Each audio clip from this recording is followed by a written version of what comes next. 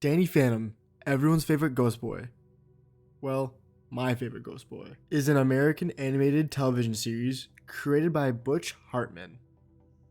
Hartman is a well-respected American animator, writer, producer, director, and voice actor. If you grew up watching early 2000s television series, aka having a real childhood, then you're familiar with his work. Like the song Timmy Turner. Are you an idiot? That was by designer. Oh, um. Fuck. All jokes aside, Hartman also worked on the show Fairly Odd Parents. The Nickelodeon show Danny Phantom premiered on April 3rd, 2004, and aired its final episode on August 24th, 2007, therefore having a 3-year run and accumulating a total of 53 episodes.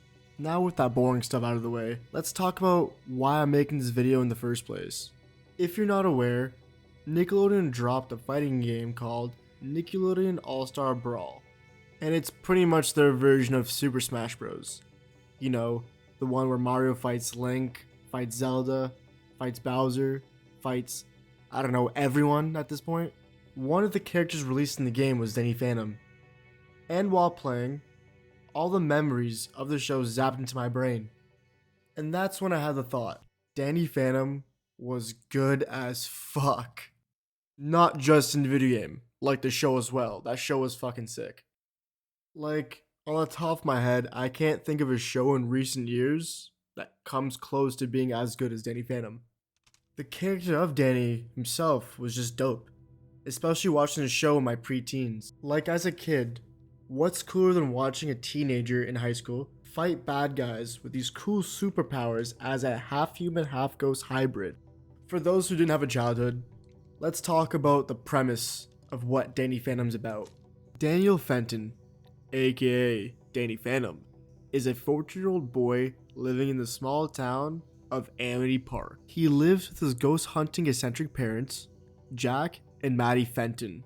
Oh, and let's not forget about his overprotective but caring 17-year-old sister, Jasmine. Upon pressure from his two best friends, Sam Manson and Tucker Foley, Danny decides to explore the ghost portal that was created by his parents in their attempt to bridge the human world and the ghost zone together. The ghost zone is a parallel universe where ghosts reside. Yeah, how fucking cool is that?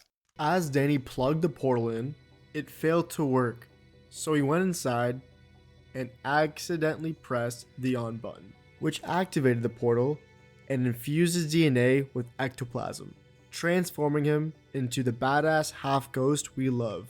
While in his ghost form, Danny has the ability to fly, become invisible, become intangible, and has the power to possess and control people. His hair turns white and his eyes turn green. Kind of reminds me of another guy whose eyes turn green, but his hair's blonde and he screams a lot. And he's kind of more badass, but still kind of cool. Not fully original, but cool. Over time, he develops much stronger abilities, like his Ghost Ray, which is a concentrated blast of energy he fires from his hand. Kind of like a ki blast. Holy shit, this guy has fucking ki blast too. He also attained something called a ghostly wail, which is pretty much a sonic scream that destroys anything in its path.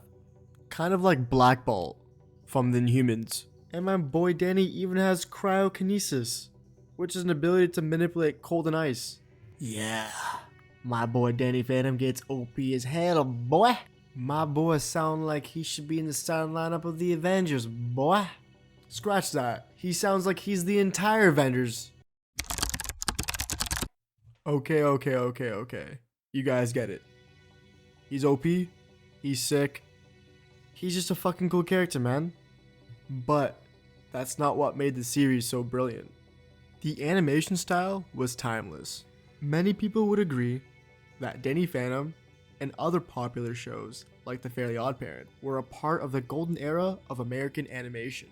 I don't know if it's just me, but the older cartoons like Justice League, Static Shock, Avatar: The Last Airbender, Kim Possible, and The Grim Adventures of Billy and Mandy are the animation styles that I miss till this day and wish I could see more of. The overall story and script of the show was not boring. The exact opposite. I genuinely enjoyed all 53 episodes. I enjoyed how each episode wasn't really random. There was at least somewhat of a linear story. Kind of similar to how animes are written, but not to that full extent.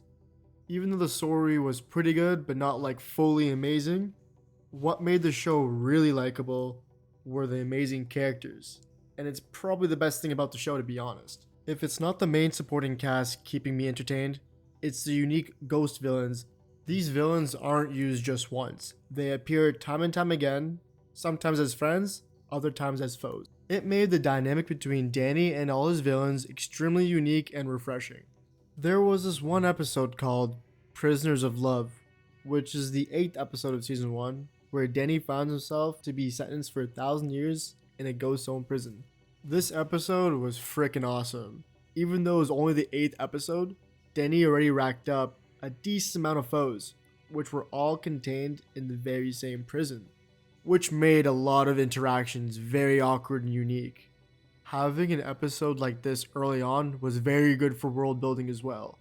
It showed that the Ghost Zone wasn't just some random place, with weird buildings, weird characters, weird scenarios. It was actually a place with laws, order, and structure. Now imagine our boy being forced to team up with all these ghosts that want to literally rip him apart just to escape prison. Looking back at it, it honestly reminded me of when Thor and Loki needed to join forces, or when the X-Men were asking Deadpool for help. It honestly makes for the best script writing.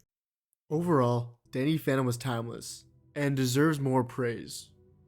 Nickelodeon should definitely look into creating a sequel, with all the main cast but older. Maybe with some more mature content, some darker content. It's not like there's fan art of this already all over the internet. Nope, not at all.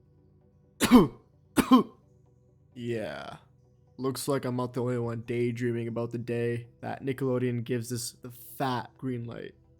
Anyways, that concludes another episode of the series, Criminally Underrated. And if you enjoyed this video, please like it and subscribe to be up to date with future uploads.